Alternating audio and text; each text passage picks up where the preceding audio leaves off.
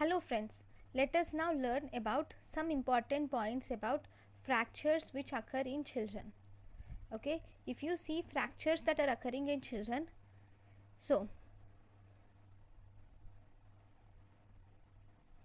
in children there are some special properties which occur in children.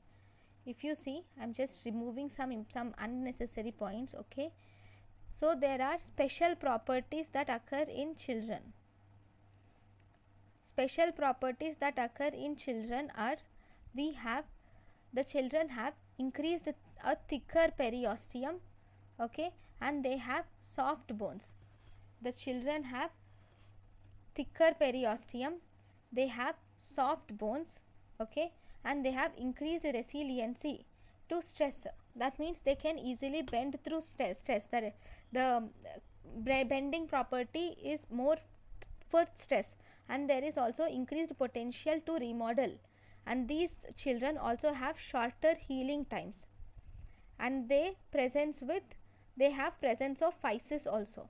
So if you see, in fractures of children there is thicker periosteum, softer bones, increased resiliency to stress is present, and there is increased potential to remodel, and there is shorter healing times or presence of physis is seen in these children. What is the most common site or fracture in children? If you see, the most common site of fracture in children is distal radius and ulna is the most common site of fracture in children, and this is followed by hand injuries are seen, and elbow injuries are seen, and this is followed by clavicle injuries. But the most common site of fracture in the beginning, it is distal radius and ulnar injuries. Okay, then if you were asked what is the most common bone that is fractured in adults and during birth, clavicle is the most common bone that is fractured in adults or in during birth. That is the one liners. Okay, then if you see the dislocations and comminuted fractures are rare in children. Okay, because you know these are softer bones, so it's not, dislocation is not common. Similarly, because of softer bones and increased resiliency to stress, mostly the bone bends, so comminuted fractures are very rare. Okay, so these are rare in children, like dislocations and comminuted fractures are rare in children. Then if you see, what is the most common, if you see the one liner, what is the most common joint to dislocate in adults? That is shoulder joint. What is the most common joint to dislocate in children? That is elbow joint.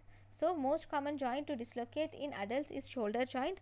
Most common joint to dislocate in children is elbow joint. Okay, then in children we have something called as remodeling of bone. This remodeling of bone is seen best or maximum for metaphyseal angulations. In children there will be angulation of bones. Whenever there is trauma, most common chances of angulation is seen. So in remodeling of bones you will see best, or this remodeling of bones is maximum for metaphyseal angulations, and this remodeling of bone is least worst for diaphyseal rotation deformity. This is worst for diaphyseal rotation deformity, whereas this is best for metaphyseal angulation. Remodeling of bone is best for metaphyseal angulation, whereas remodeling of bone is worst for diaphyseal rotation deformity. Okay, then we have something called as battered baby syndrome, which is very important. What is this battered baby syndrome? Here it is a type of child abuse where the child is beaten several times. So here it is more common in children less than 3 years of age. It is more common in children less than 3 years of age.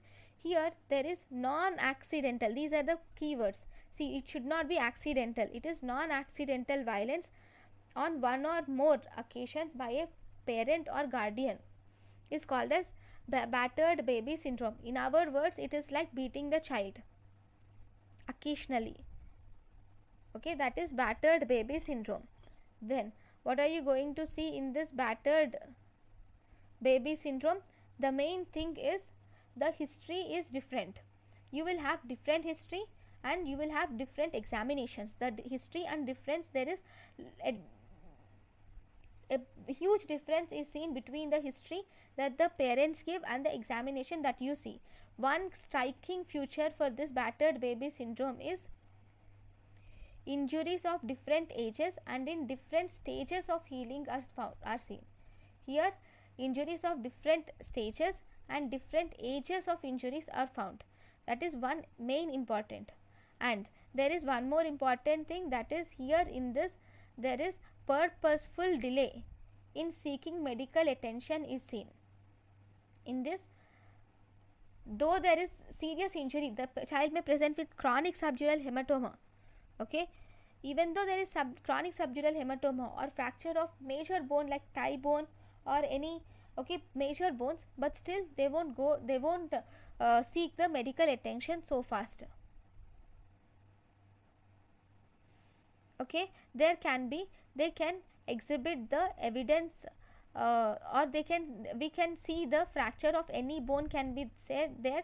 Sometimes you will see subdural hematoma or failure to thrive, soft tissue swellings and skin bruises are seen. So here you see fracture of any bone is seen, and you can see subdural hematoma, right? You can see failure to thrive, it is sometimes associated with failure to thrive, or soft tissue swellings are seen here, and even you see skin bruising is seen here. So these are the important points which you see in battered baby syndrome. Then after that, let us now learn about one more thing, which is about epiphyseal injuries. Okay, what do you see in epiphyseal injuries? Here the injury is to the epiphysis, right? So what is epiphysis? You remember, right? Epiphysis. So this is the bone, and you have, this is the femur. Yeah, you have the epiphysis, and then you have physis, then you have metaphysis and diaphysis. Okay, so you know that what is epiphysis, that is in the end of the bones. Ends of the bones are epiphysis. So whenever there is epiphyseal fractures, these are, see, normally if there is fracture to the shaft, fracture to the shaft is most commonly spiral fracture than transverse fracture. So if there is fracture to the shaft, it is more commonly spiral fracture than the transverse fracture. When compared to transverse fracture, it is more commonly spiral fracture is seen if there is inflicted injuries to the shaft. Okay, then what is the classical finding that you see in this fracture? Here the main fracture is the chip fracture. Okay, here you see a chip fracture in which a corner of metaphysis of long bone is torn. Only a small corner of metaphysis of long bone is torn, not the complete bone fracture. And here there is damage to epiphysis and periosteum. I'll just show you a picture so that you will understand in a better way. So here you can see the epiphyseal injury. So here you see this, in this epiphyseal injury there is this chip. First, this is a type of chip fracture. This is a type of chip fracture where it is seen at the end of the metaphysis with damage or torn off to epiphysis. Okay, so this is called as epiphyseal injury. This is an example. Now, so this is about epiphyseal injury. Then after epiphyseal injury, the next topic is about epiphyseal enlargement. That is, the epiphysis will get enlarged, it can get thickened. Now what is the most common cause of this epiphyseal enlargement? The most common cause of this epiphyseal enlargement is chronic inflammation. It can be due to juvenile rheumatoid arthritis, or any type of chronic inflammation can cause epiphyseal enlargement. So first, what are the causes of the epiphyseal enlargement? So let us see this in detail. So if you see these lists, you should remember in orthopedics. Okay, the causes are, first we have solitary epiphyseal involvement.